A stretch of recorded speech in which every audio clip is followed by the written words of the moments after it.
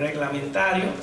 Espero que cualquier pregunta, duda, ustedes nos la pueden hacer en la sección de preguntas y respuestas. Ustedes saben que estos son esquemas, todos los números que están insertados en la presentación son estimados bastante cercanos y yo creo que muy bien en la realidad de lo que es hoy Singapur y su milagro económico. Muchas gracias.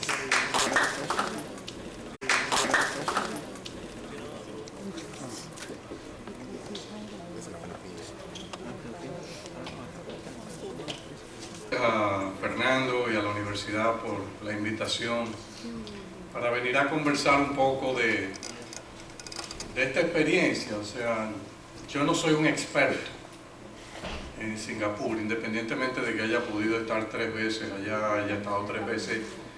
Uno necesitaría un estudio mucho más profundo para entender qué fue lo que allí pasó. Hay consideraciones de tipo político que escapan en parte a la presentación que vamos a hacer, aunque la vamos a mencionar más o menos de manera ligera al principio. La pregunta que uno se hace y que la mayoría de los economistas del desarrollo se hacen es ¿qué fue lo que pudo pasar en Singapur que permitió transformar esa imagen que ustedes están viendo en pantalla a algo totalmente y dramáticamente diferente? O sea, ¿cómo eso es posible que haya tenido lugar en un periodo de aproximadamente 35 o 40 años? O sea, lo que le toma prácticamente una generación madurar. Y Singapur lo logró. Y mucha gente se pregunta, bueno, pero si Singapur lo logró, ¿lo pueden replicar otros países del mundo? Bueno, esas son ya preguntas mucho más difíciles que yo me imagino que tendremos oportunidad de especular un poco en la sesión de preguntas y respuestas. El milagro de Singapur. O sea, aquí hay todo un debate de si realmente se produjo o no se produjo un milagro, si se le puede llamar milagro, o si esto se deriva de un conjunto de estrategias efectivas que permitieron transformar un país prácticamente de la noche a la mañana. Esto era Singapur en los años 50. O sea, era una situación, ustedes van a ver imágenes ahí que le van a parecer prácticamente similares o parecidas a algunas imágenes de nuestro territorio en algún momento, por ejemplo, que usted tenga inundaciones, etc. Singapur era un pantano. Era tan así que el Rand Corporation, por ejemplo, había en un momento dado, a mediados de los 50, determinado que Singapur no tenía futuro, que Singapur era muy pequeño para subsistir y que solo quizá una alianza, una fusión con un país más grande, en este caso con Malasia, una posible federación, podía crearle una oportunidad a Singapur. Eran tiempos donde los conceptos de la globalización y la integración en la economía mundial no estaban todavía muy analizados de las implicaciones que tenía quizá para una pequeña economía abierta tomar la decisión de integrarse al mundo y no integrarse únicamente a un solo país. Pues esto era Singapur en los años 50, conformado por varias etnias raciales que hacía todavía más difícil el proceso de gobernar. La situación comienza a cambiar con el triunfo del Partido de Acción Popular bajo el liderazgo de Lee Kuan Yew en 1959. Ellos tienen, como Juanín les contó, un sistema parlamentario. El PAP logró sacar la mayoría, 49 de cerca de 55 curules, y automáticamente tenía el mandato de la población para formar el gobierno. Y se nombró como primer ministro a Lee Kuan Yew. Los primeros días, o sea, fueron sumamente difíciles. Primero, no había muchas esperanzas de qué iba a ser el nuevo gobierno, y la idea inicial que tenía Lee Kuan Yew era hacer todo lo que fuese necesario para conformar una federación, una alianza con Malasia. Esa era la tesis dominante, el criterio dominante de que solo una fusión con Malasia que estaba al norte, un país mucho más grande. Ténganse en cuenta, por ejemplo, que Singapur no tiene agua. O sea, es un país sin agua. El agua que ellos consumen la tienen que importar. O sea, eso es una idea del drama que se estaba viviendo allí y cómo este grupo de hombres dice, bueno, vamos a asociarnos con Malasia y forman la federación con Malasia, para la cual Lee Kuan Yew, que había oposición férrea interna también, tuvo que esmerarse a fondo, logra la concertación con Malasia, pero en el año 65 la federación, como vamos a ver, colapsa. Esto es el triunfo de Lee Kuan Yew cuando ganan las elecciones en el año 1959, y este es el gabinete que conforma. El equipo de hombres no era un hombre solo.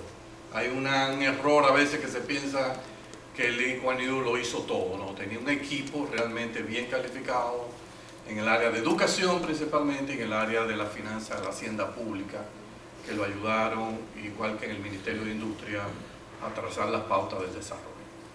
Como le dije, esto es lo que Juanín se estaba refiriendo de las famosas lágrimas de Lee Kuan Yew cuando se cae y le tiene que anunciar al país que la federación con Malasia había sido un fallo. Realmente las agendas de prioridades de Singapur no se estaban valorando adecuadamente en el marco de la federación. Todo era pospuesto, solamente se tomaban decisiones que favorecían a Malasia, y en ese momento decidieron romper, salirse de la alianza, y ahí se llegó a la conclusión de que Singapur no tenía más opción que integrarse a la economía mundial, para lo cual tenía que convertirse en una de las economías más competitivas del mundo. O se convertía en un país competitivo o fracasaba, y la idea era hacer en Singapur las cosas que hacen otros a mejor precio y de mejor calidad. Ese fue el lema y la cultura que desde el gobierno se implementó. ¿Cuál fue el modelo? O sea, los pilares fundamentales del modelo económico y social y político que se adoptó en Singapur, en base a lo que uno ha podido más o menos investigar y escuchar en exposiciones de funcionarios gubernamentales de ese país. Un compromiso firme con la estabilidad macroeconómica. Ahí había un criterio claro de que usted no puede estar jugando con procesos inflacionarios y devaluatorios galopantes, porque eso ahuyenta cualquier tipo de inversión, sea doméstica o extranjera. Un manejo fiscal responsable. Independientemente del tamaño que juegue el Estado en la economía, eso no puede derivar en episodios de inflación acelerada, de devaluación provocada por déficits fiscales financiados con emisiones de dinero sin respaldo. Eso estaba fuera de discusión, y había un compromiso intenso con mantener un manejo prudente de la finanza pública.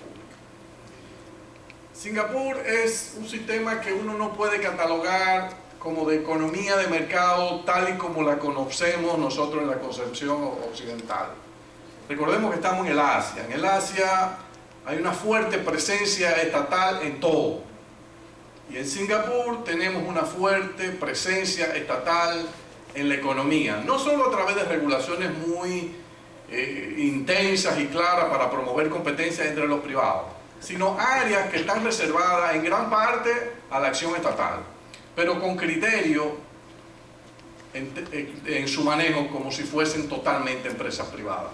O sea, uno tiene una gran cantidad de empresas, lo vamos a ver más tarde, en Singapur, que son empresas estatales, que uno ni se imagina que son empresas estatales, controlada por un holding estatal que se ha podido crear con la acumulación de los sucesivos superávit primarios que ha tenido las finanzas públicas de ese país, pero son manejadas esas empresas por consejos de dirección eminentemente privados, con expertos del sector privado, ex ejecutivos de buenas empresas.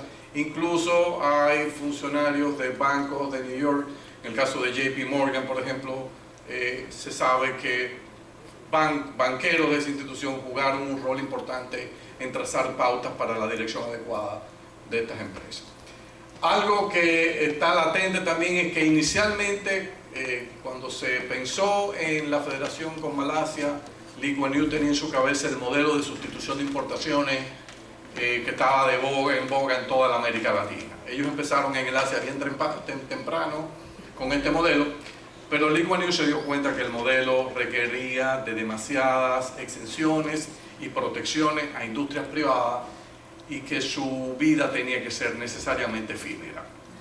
Hay un caso muy famoso que él manda al ministro de Hacienda a conversar con algunas de las industrias más importantes, entre ellas una industria de producción de los automóviles Mercedes-Benz en Singapur, porque Lee Kuan Yew quería tener una idea de cuántos años más de exenciones y de protecciones había que darle a la Mercedes-Benz para que pudiese mantener. La respuesta del ejecutivo principal de Mercedes-Benz era que necesitarían las exenciones por el resto de la vida. O sea, bueno, al otro día se le notificó a la empresa que preparara que saliera de Singapur porque no iba a haber más exenciones. A partir de ese momento se tomó la decisión de moverse a toda velocidad a un modelo de promoción de exportaciones donde ya no se iba a estar, digamos, protegiendo a industrias ineficientes, sino que había que obligarlas a competir. Y ellos tienen la ventaja de que se adelantaron cerca de 25 o 30 años a América Latina en el cambio de modelo. Nosotros nos pasamos, en el caso dominicano, para que se tenga una idea, tuvimos el modelo de sustitución de importaciones hasta el año 1990, cuando Balaguer decidió hacer por decreto una reforma arancelaria integral.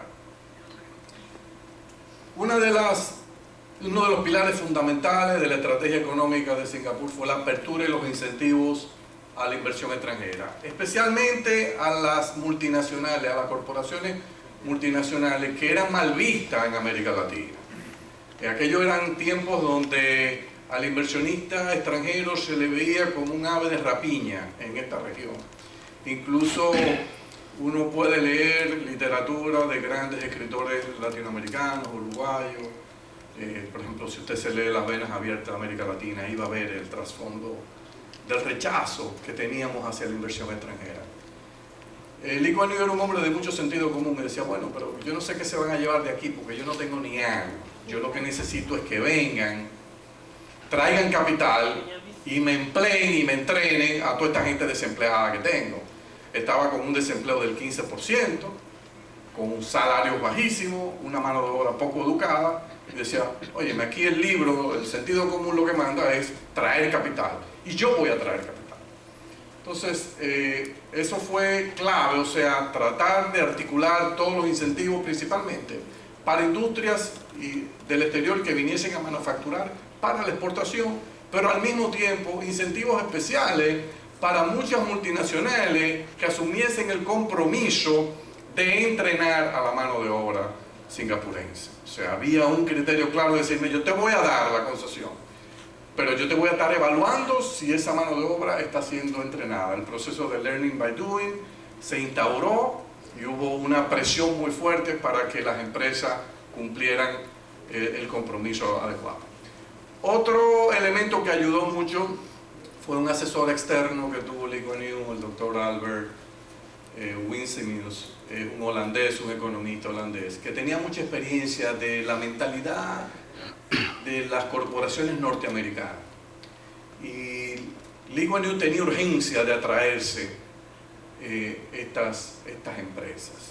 Y la recomendación más importante que le dio este asesor fue, mire, yo conozco bien a los norteamericanos y si le fuese a dar una recomendación efectiva, yo lo que necesito es que usted del aeropuerto a los hoteles le construya a ambos lados de la autopista campos de golf, porque no hay cosa que le guste más a un norteamericano que jugar golf. Bueno, Lee Kuan Yew se llevó del consejo y sembró de golf a ambos lados de la carretera. Cuando los empresarios llegaban se sentían deslumbrados y decían, oye, pero mira qué interesante.